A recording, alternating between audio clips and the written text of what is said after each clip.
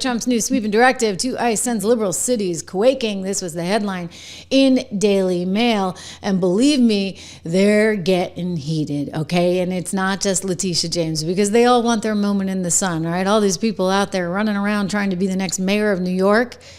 Oh, you got one candidate who's now getting himself arrested.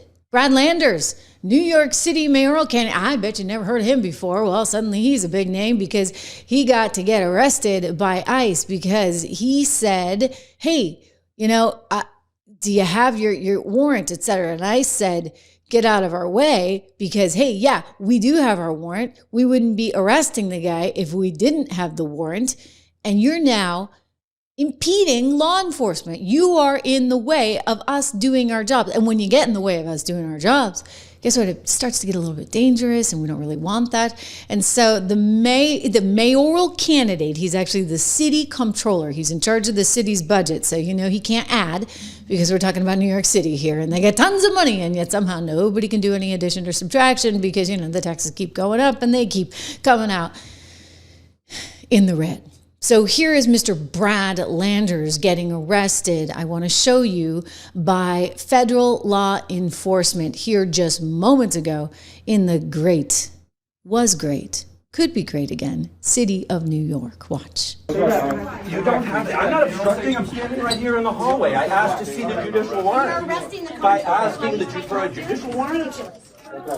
You don't have the authority to arrest U.S. citizens asking for a judicial warrant. We go too. Sorry. No way.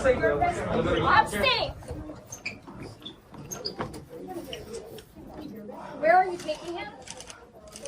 Hello? Hi, I'm the Comptroller's Press Secretary. Where are you taking the Comptroller of the New York, the City of New York? Okay, so they're asking where are you taking him? Again, federal authorities having just arrested him. I believe this video was posted by his wife. There is no, fisticuffs, so to speak, as we saw with Padilla the other day. But you can see there they've got him, and the idea was that he would be arrested because he was impeding law enforcement. And you know what? You can't actually impede law enforcement when they're trying to do their jobs. Didn't we just go through this? I mean, honestly, I feel like it's deja vu because, as I recall, we had to watch one LaMonica MacGyver out in New Jersey. You remember, right? LaMonica MacGyver, who got in all that trouble out in New Jersey and now is facing 17 years. 17 years in federal prison because she took it upon herself to actually be pushing the ICE agents. In this particular case, you don't see Lander doing that. So maybe he won't get 17 years, but you can't exactly get in the way of these federal officials doing their job, even if Leticia James thinks she can, okay? The law's the law, dare I say. Remember, Leticia? Forgive me. LaMonica. Sorry, one's in red, and they are of similar size. I don't think Leticia would do this, but never say never. Fortunately, Brad did not find himself actually physically pushing up against federal agents, but she sure did.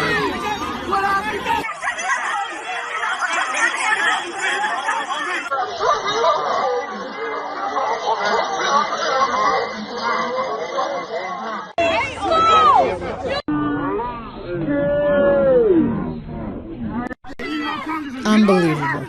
Okay, so that's unbelievable. And now she's looking at 17 years for violating Title 18 U.S. Code Section 111A1 for assaulting, impeding, and interfering with law enforcement. So one would have to think they're going to get Brad Lander, the city comptroller of New York, once again on violating Title 18. Now, from what we can see, and again, we can go back to the video, there was no kind of assault. It was a peaceful transaction, if you would, but he kept saying, hey, how do you guys have a warrant to do this, etc. Maybe he's trying to put one AOC's recommendations and actions into words.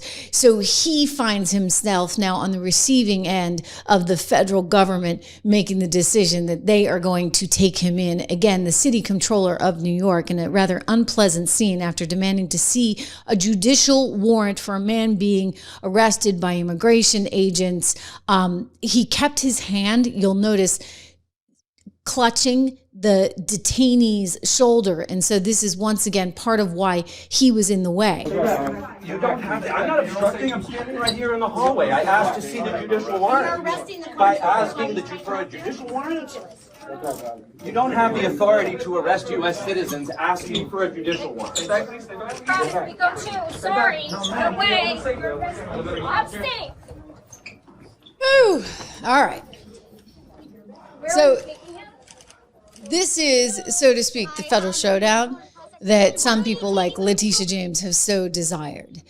And you know what? It's coming to a head. But as I've told you before, she does not have a prayer in that case. Because again, thank you, Justin, for the generosity. Again, you've got somebody who is serving in direct defiance of the federal law. Because there is this thing called the Constitution, which apparently one Leticia James never studied, showing that, naturalization clause, Article 1, Section 8, Clause 4. Remember this one, the Congress shall have the power to establish a uniform rule of naturalization. Okay, so if you have the power as Congress to establish a uniform rule of naturalization, and the law is such that it doesn't allow for people to be illegally here in the country, and it does allow for their arrest if they are here illegally in the country, and you have law enforcement going out and making those arrests, then I'm sorry, what exactly is this comptroller actually doing other than impeding law enforcement? And that is why we find ourselves in a situation where he is getting charged. I believe he'll be charged. We'll see what comes forward on all of this. But again, this didn't used to be hard back in the old days, right? We saw Obama. We saw Kristi Noem this week sounding a lot like Obama because she made the point. Hey, you know what? I'm here. I'm here to enforce the law of the land. And if you don't like the law of the land, then it's your job to go change these laws, because Naturalization Clause, Article 1, Section 8, Clause 4 says the Congress shall have the power to establish a uniform rule of law, and it gives Congress the authority over citizenship, ladies and gentlemen, which is why no matter what they say, no matter how much the AOCs of the world carry on, no matter how much they threaten, they don't have a leg to stand on from a legal perspective. Anyone's breaking the law in this situation, it's not members of Congress, it's the Department of Homeland Security. It's people like Tom Homan and Secretary Kristi Noem. You lay a finger on them, we are going to have a problem. No, actually, I think you have a problem. I think you have a problem because I do believe, in the case of La Monica, anyway, she was laying a finger on, well, more than a finger, maybe a stomach, on the ICE agents, all right? And then in the case of Mr. Lander here, who's trying to get his moment of fame because he wants to run for mayor of New York, he's actually finding himself up a creek without a paddle because, again, of that little darn thing called the Constitution of the United States of America. And so where did they get their power, their federal power over immigration? I mean, come on, if there's one single thing that the federal government can do, and believe me, I love giving lots of power. Justin, thank you so much again for the generosity. I love giving all the power in the world, if you would, to the states, because I believe in small government. Hey, I grew up in Live Free or Die, New Hampshire, right? We had a very small government. We actually balanced our budget. Imagine with no income tax and not even any sales tax. Amazing how that can happen, right? But anyway, you want a small government, but you also need to have the power to the federal government in cases when they actually need it for things like immigration, because you know what? It's a national security threat. You know what else?